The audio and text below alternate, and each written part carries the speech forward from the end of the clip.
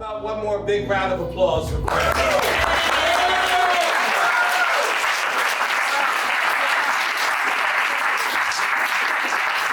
Congratulations, thank you very much. You brought up a whole lot of interesting things there. So how did you get started with this project? Yeah, it started, 25 years ago, when I was a reporter for The Guardian and BBC Television. And it's the 2000 election. I am watching all these black people come before the BBC TV cameras. This is at the time when BBC was the only channel which showed black people that weren't, committing a crime. Instead, they were victims of not being allowed to vote. And one black person, another is saying, I couldn't vote in Florida in 2000 in the Gore-Bush camp election. So in my brain, my conspiracy thinking brain, and by the way, I was a conspiracy investigations expert for the US Justice Department, so it's actually my field. I'm thinking, is there a computer program that's like targeting black people and removing them from the voter rolls? And sure enough, I got a disc out of Catherine Harris's office, the Secretary of State, which had a list of all the voters that they were removing, claiming that they were felons who couldn't at the time vote in Florida. And 58,000 black people were removed from the voter rolls, and I'm not guessing because it said BLA next to their names. And so I was able to expose the fact of the 58,000 people that they removed from the voter rolls, not a single one was an illegal voter. They just had names like James Brown, common names. And these are the games that are being played. I hope that you also get a chance to see my film I did earlier, The Best Democracy Money Can Buy, which is about a system called interstate cross-check. That's Trump has brought back by executive order. And I'm very, very concerned about the 26th election. I know that a lot of people saw progressive wins last week. That is not a signal to go to sleep, okay? Right. This is about, and again, it's not about which party wins. Yeah. It's about letting voters choose your senators and your president and your Congress. Well, New Jersey came through last week. They really went to the polls last week. I mean, it didn't matter. The votes, that vote total for a non-presidential election was pretty spectacular here in the state. We had over 3 million votes cast. Yes, well, you heard Major General Turner say it hurts him when people say my vote doesn't count, it doesn't matter. As I say, they're only trying to steal your vote because it's valuable. As a young man, I worked for John Lewis. Yes. And I was his press secretary. And I spoke to him 6 months before he passed away. Mm-hmm. And one thing he said to me was that they're going to try to take us back, but we're not going to let them. And by giving us the information that you shared in here, there's more reason to believe, more optimistically, as sad as this is, that that will not happen. So what did you think of Brian Kemp? Well, the real question is, what does Brian Kemp think of me? Hey. And just so you know a few little things, when I confronted him at the bus stop, he had me arrested by the local police. They were state police. They had me arrested on the grounds that I was trespassing on this barbecue joint, Spayberry. If you know Atlanta, it's a very famous place. That I was on the barbecue parking lot. And the owner of the barbecue ran out, good old boy, and said, "It's about time some kid confronted the governor about his BS." And so the cops had to let me go. And so I've been following Brian Kemp since 2014 for Al Jazeera and Rolling Stone. And, like the New York Times said, he was like the new face of vote suppression. But then he's been trying to position himself as more compassionate conservative than Trump. He was the kind of trying to position himself to run for president that's the anti-Trump. And with this information, this film was very, very big in Georgia, as you can imagine, around. We've shown it all over the country. We've had a couple million views, by the way. We've had huge reach. But especially in Georgia, where the NAACP probably showed it in, if there are 7 people in a little town somewhere, they're going to make them watch it. And what happened was that Kemp, this tainted him, exposed him. I wasn't trying to taint him, but it exposed him to the point where he has now said everyone expected him to run for senator against John Ossoff, and now he's backed away because he knows he can't sell himself as this the kind of middle of the road progressive or compassionate Republican.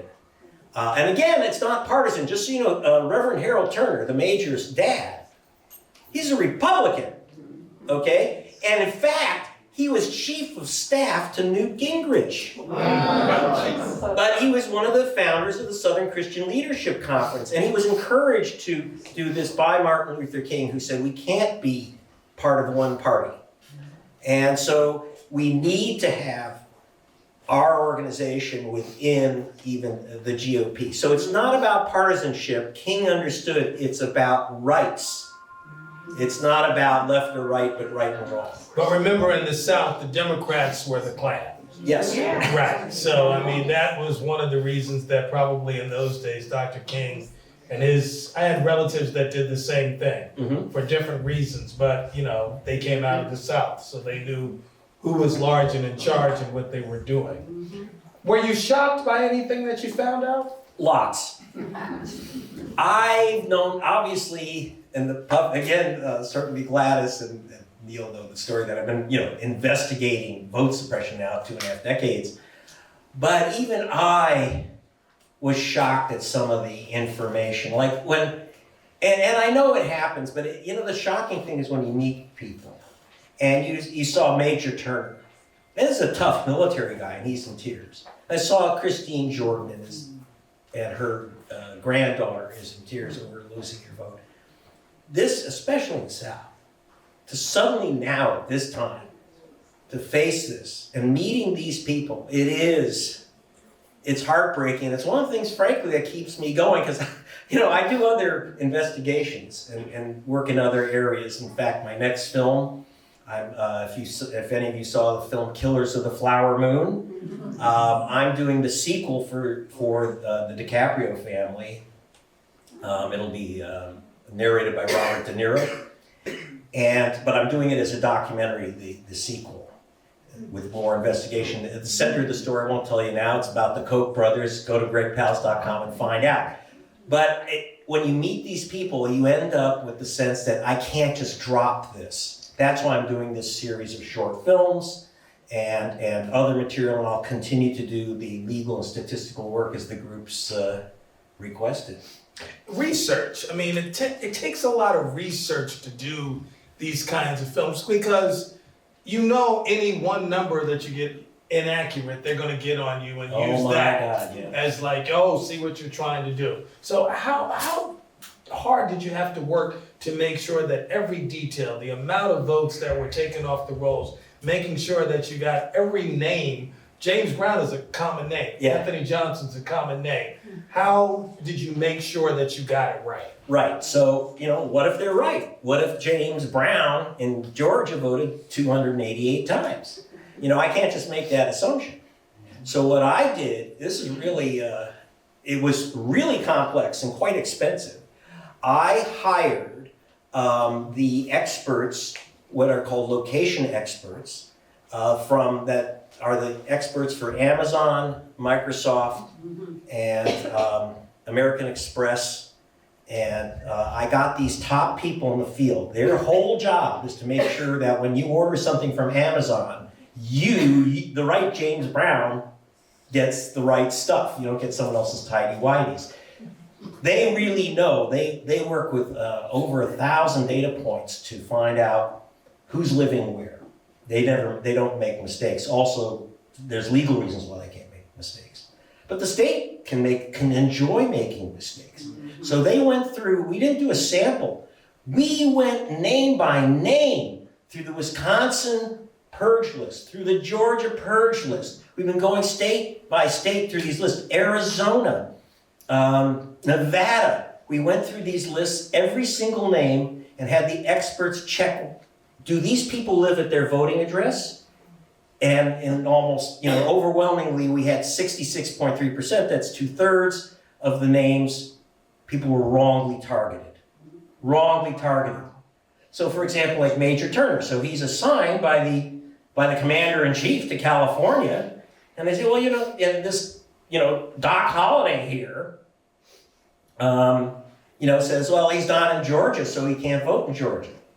And this dangerous new vigilante thing, I'm very, very concerned about. But yes, the amount of research, and understand, I was a professor of statistics at Indiana U, and so yeah, it's a lot of numbers, a lot of research. We have a new fancy name for it, data journalism, and in the earliest parts of this investigation, actually, we got the kind of what's called the International Pulitzer Prize, the Global Editor Award for our investigation, even before we made the film. When you talk about the advent of AI becoming part of the issue now, do you foresee new challenges that we should start to pay attention to? You've exposed what's been going on, yes, but what's ahead? Whoa. Well, you saw Cleta Mitchell, who is Trump's personal attorney, and has formed this group, Eagle AI, which she pronounces Eagle Eye as a wink and nod to the attacks on Hispanic voters in Arizona from the old Eagle Eye system. And so I'm very, very concerned because they want to use AI to do further hunting of so-called illegal voters. And, keep in mind, in fact, we did look at some of the numbers yesterday, you get about 4 people convicted of illegal voting a year. In all of the United States, we got billions of votes. And 4. Like so this on my finger? 4, and then Wow. what happens is, and you saw 3 of them on the on the screen. But what happens, that means that you're about 12 times more likely to be struck and killed by lightning than to cast an illegal vote. But nevertheless, in fact, we did a calculation, Ethan and I, yesterday, that for every illegal voter they find, they remove 1 million legal voters.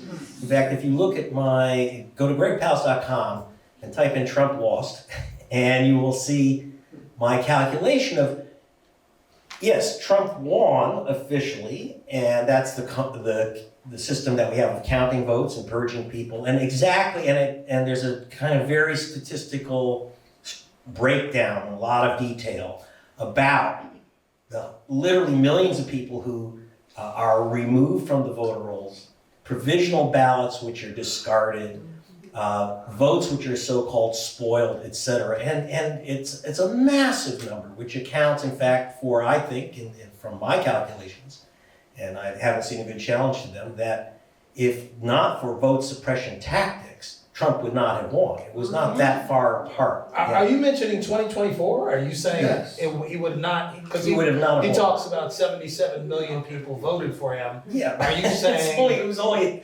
a 2 million vote difference. He forgets that one. So, and you might say, well, 2 million is substantial. But remember, under our electoral vote system, you have to look at how close these elections are in places like Pennsylvania, where they had, for example, Pennsylvania, I think it's off the top of my head, it was removed about 350,000 people, so about 200,000 people wrongly removed in Pennsylvania. That's the difference in victory versus no victory.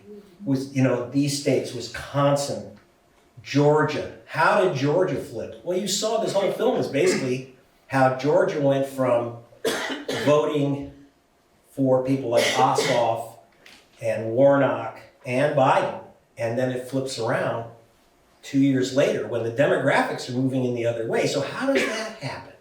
So we have to look at, we were overwhelmed. The voting rights groups are very much concentrated in Atlanta, and so when we had the focus on Georgia and those Senate races, the groups were able to really run a campaign. We had the groups, we had billboards saying check your registration with Rosario Dawson. We had Black Voters Matter sent out 80,000 postcards. You've been removed from the rolls, you better reorganize. We had the Hispanic group, Southwest Voter Education Project, make 150,000 phone calls to Hispanic voters in Spanish and English saying you have to re-register, you've been removed from the rolls. So, but by 24, that was 2020. By 24, it was spread so wide, it was just impossible. Plus, we did have a problem with my dear fellows in the media because Trump kept saying the election was rigged. If you talk about vote suppression, they were very sharp in turning around the story and saying, oh, well, they're election deniers too. I mean, God, Greg Palast is a terrible election denier. Stacey Abrams is an election denier.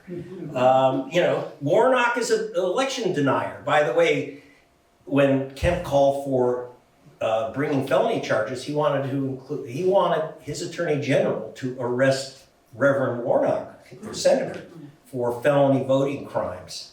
The attorney general refused. The Republican, but he said, I'm not doing that. Is that that, mind me if I get this wrong, but I know there's somebody down there that has now flipped to the other side and said he's gonna run as a Democrat. Is that the attorney general? Or I haven't looked at that. Right, no, there was That somebody. was Lieutenant Governor. The lieutenant governor, yeah, he's now, it said he's gonna flip to the other side. So anyway, let me just, we don't wanna hold you any longer, but let me just ask, is there anybody in the audience that has a question? Raise your hand. Ma'am, if you don't mind, if you could just stand up and. Sorry. Barbara Ostroth, I'm one of the co-leaders of Teaneck's League of Women Voters. And we do have membership brochures if anybody's interested, but that's not why I'm standing up. One of the big projects of the League of Women Voters, which is completely nonpartisan, we only advocate for issues, we do not advocate for candidates, is we maintain a website called vote411.org.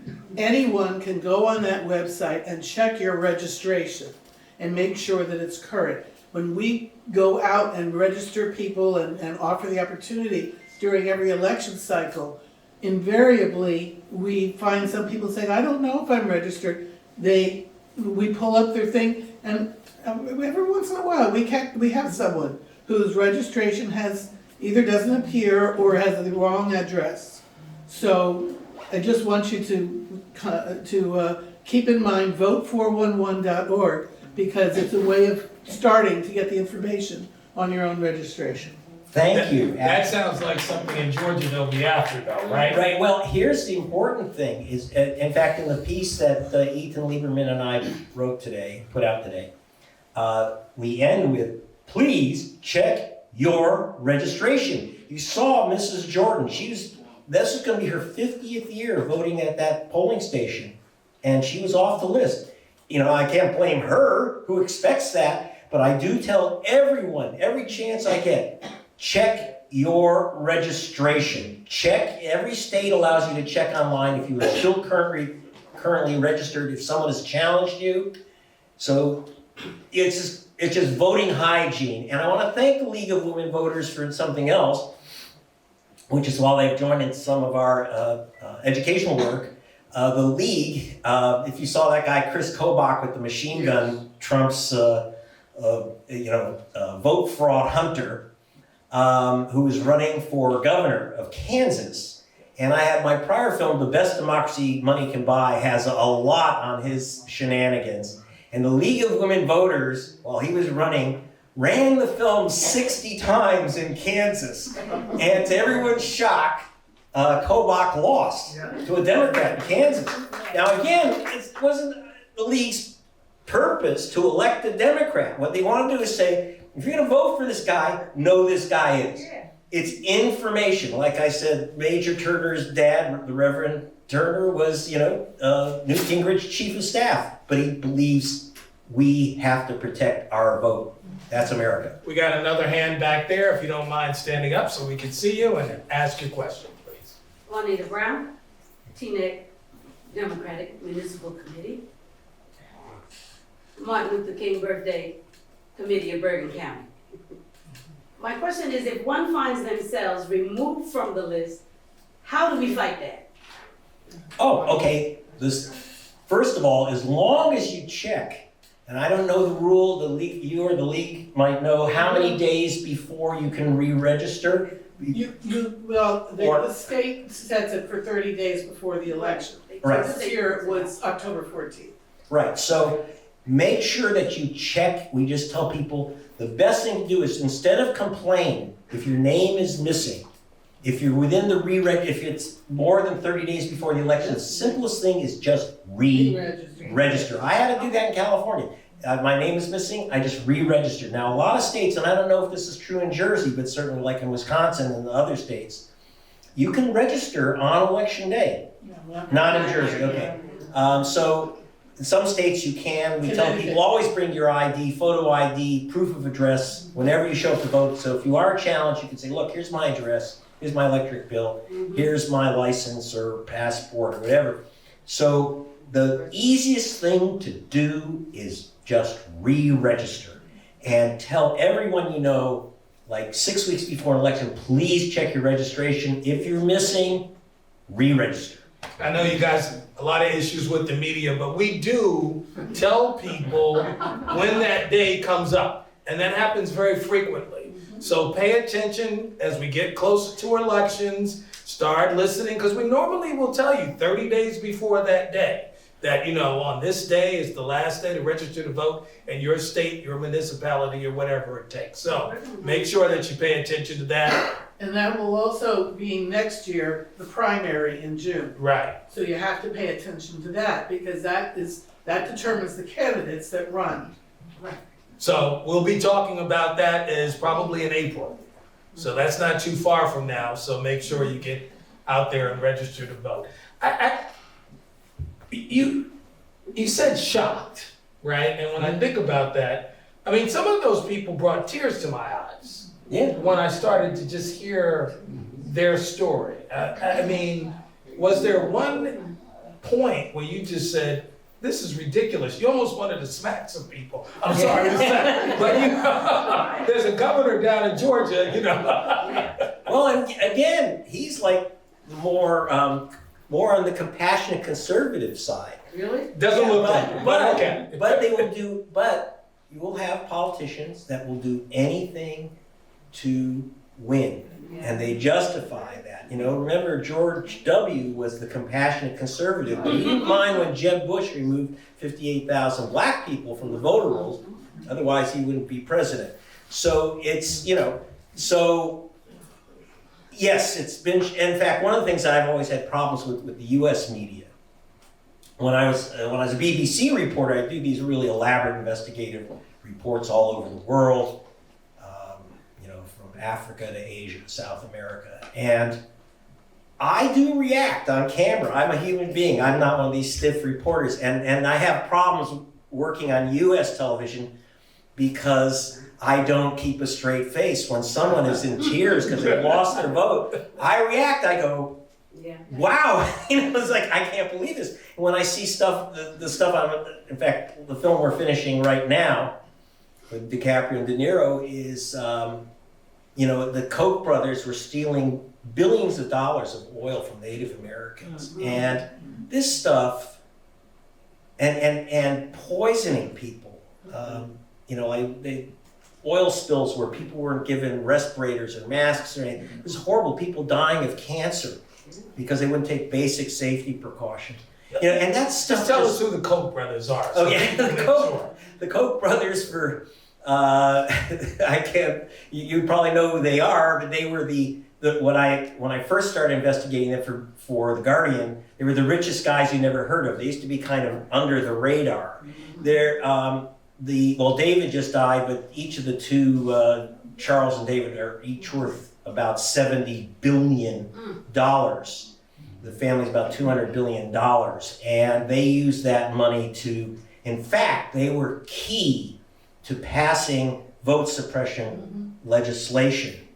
They were key to funding the fight against, to take apart the Voting Rights Act. And you said toilet paper, so which brand do they? Oh yeah, well, because they sell that brand of toilet paper at one of the more popular stores to shop at. Angel Soft. It's pretty hard to get away from Brian Kemp and the Koch brothers toilet paper because it's like, Kimberly Clark, it's Northern, it's, yeah, it's just about, it's pretty hard to get away from them. So just think of it as your personal revenge. Yeah, wipe with something else. Now, how many times have you shown this film, and what has been the general reaction?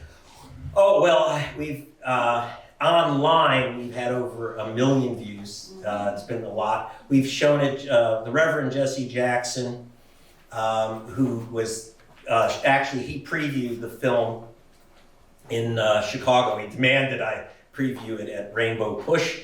And he has for example, a cable network of 3,500 churches that then watch the film on their church cable network. Then we have a lot of, yeah, so anyway, so we have shown it all over America, from Milwaukee, obviously Milwaukee, Chicago. We did have a big Hollywood opening in Los Angeles to get it some publicity out there. But it's been I can't think of a state where we haven't shown the film. I encourage people, we try to make it easy. We have every forum where if you want it, if you have groups or organizations or you know of people, we can give it to you in download versions, in Blu-rays, and we have the specialized discs for, because we do show it in some of the big commercial theaters. There was a huge opening in Atlanta sponsored by the NAACP, and but what I really like it is when, as you notice, I try to make it entertaining, even though it's horrifying. Try to keep it entertaining, and that's very important to me, so that people aren't just watching something that's good for you, but something that will stick with you. Yeah, it's authentic. That's the one thing I really like about it. It's done well, very authentic, very informative, documentary style. Great. How'd you get Rosario to do it? Oh, Rosario has been really very helpful in all our work in films. Also, remember, she's an officer and a founder of Voto Latino. So she helps us not only to get the word out, to get the films out. She had us, we did a Spanish version with Zoe Saldana. So Rosario has been just absolutely amazing for years, supporting our work. Question back there. Given that the Supreme Court is where the power is has your film trickled up? Yes, but I will slightly disagree. The power is right here. The power is in our hands. Yes. And there's a Supreme Court, but in the end, the power is in our hands. It may be that you can't win an election with 51%. It's got to be 53. 53-47 or something. Enough that it can't be. I was referring to the stolen. Voting Rights Act. And the Voting Rights Act, okay, and Neil Rosenstein can probably help you give a clearer view of it. But the consensus among the voting rights lawyers I've talked to is that they're going to basically take away Article 2. They're going to take away the last strong leg of the Voting Rights Act. So, which means it's now in our hands and not in the court's hands. So it's back to us to check our registration, get people registered, get people voting, and explain to them the reasons. Part of this film, and I did this the best democracy money can buy, is I didn't just talk about vote suppression. I talk about what it means, what the effects are on you, the history that they don't want you to know. Right. I mean, that was, by the way, another shocker for me. It was our director who discovered that Brian Kemp's family, that was the new name of the Habershams, which had first brought enslaved people to Georgia. Wow. And so we found that, and then I said, do we really want to go that far back in history? Yes. And I think, yeah, because we didn't get here, we didn't fall from the sky. And so I love having the history in, I love having the effects in, I love having a little humor in there too. And so. But that all costs money, so how much did that film cost? Oh boy. We, as documentaries go in America, we do things a lot cheaper than most people. We're famous for that. Even when I get backing from like DiCaprio and my other film stuff, we're famous for doing things cheaply. That was about, I would say, $700,000, which in American terms is cheap documentary. Cheap for documentaries. And then we spend a lot of time on publicity marketing, which, as far as I'm concerned, is educational outreach. I don't make these films, for my mommy to watch. I get the important thing is that people get to see these things. And so Best Democracy was probably $1 million all in. And you have to understand, it was like in several countries, it was like huge. So we tried it. I know that's not nothing, believe me, when you say 700,000, but as documentaries go, and there's no question, if it weren't for Puffin, if it weren't for some of the other people and the donations, we have 5,000 small donors. That's how we do it. My next film I'll probably, for legal reasons, have to sell to Apple, but generally, we don't do the Hollywood thing because then the executives get involved and Rip it apart. They just take away anything that's controversial, and that would leave about 3 minutes of that. Right. And Pam Reardon with that gun. One thing I didn't show is that her husband actually jumped on me. Oh my God. And they had, all these weapons and ammo around, that automatic weapon next to the door. And I just said, we're out. The local camera crew, they ran for their lives. And I don't blame them. So my combat experience, my own crew knew no matter what happens, you keep filming. And so we have some good stories there, but go to gregpalast.com, sign up, you'll get continuing reports and material.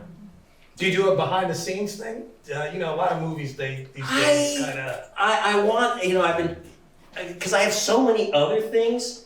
I don't do so much the background stuff. I'm going to now in this new DiCaprio film, but we have a lot of stories. For example, I just got a note. A young man named Adrian Conasseri, and he lost his vote, and I featured him in a short news report that was in Savannah, Georgia. And, after watching, in a way, understanding his own story and then going around and working with some of the voting rights groups, he's now running for Secretary of State of Georgia. Wow. And, that type of thing, inspiring young people, that's one of our big goals. Yeah, and that's exactly what we want to do, make sure that we inspire young people. My time with you was running short. Yeah. Thank you so much. I do have one more question. I saw one more hand raised. Hi, I want to thank you so much. I am so overwhelmed. We're all depressed and worried every day, or at least for the last 10 months particularly. So I wasn't even sure I wanted to see this, but we need to know. And your whole attitude in working with these, reaching out to these people is so disarming. I just congratulate you. I also think my leaders of the League of Women Voters have to let us know how we find out if we're registered. I'm not sure that everybody knows that. And some of us really advocate for mail-in voting. And Yes. I guess we wouldn't know unless we don't receive a ballot in the mail, and most don't think about it. And it's really important for older people and people with disabilities to be able to vote by mail. And I think that would, have a whole different Actually, approach. I'm glad you brought up voting by mail, because 70% of African Americans vote early or by mail. So when this new attack on mail-in voting, including the drop boxes. Yes. Now, one thing, I don't want to keep going back to Georgia, but I know so much about it. It's Georgia state law. The latest Georgia state law cuts the number of ballot drop boxes in Atlanta and Savannah, the two black cities, by 75%. They cut the number of drop boxes, and they require the white counties to increase the number of drop boxes. And this is happening all over. Wisconsin just voted to seal up drop boxes. Ethan was just telling me that that while they defeated this latest trick where they can remove the elections board, on the other hand, they've cut the number of drop boxes in Pennsylvania severely. Yes. Drop boxes are crucial, and I'm not trying to give advice to any party, but if you believe in voting rights, well, I don't know if the Democrats got to do something about this, but whatever, if they want to care about their voters, but that's not, but don't expect a political party to take care of your vote. You take care of your vote. Yes. Fight, I love the League because they'll fight for the drop boxes. They'll fight for mail-in voting, and that's very, very important.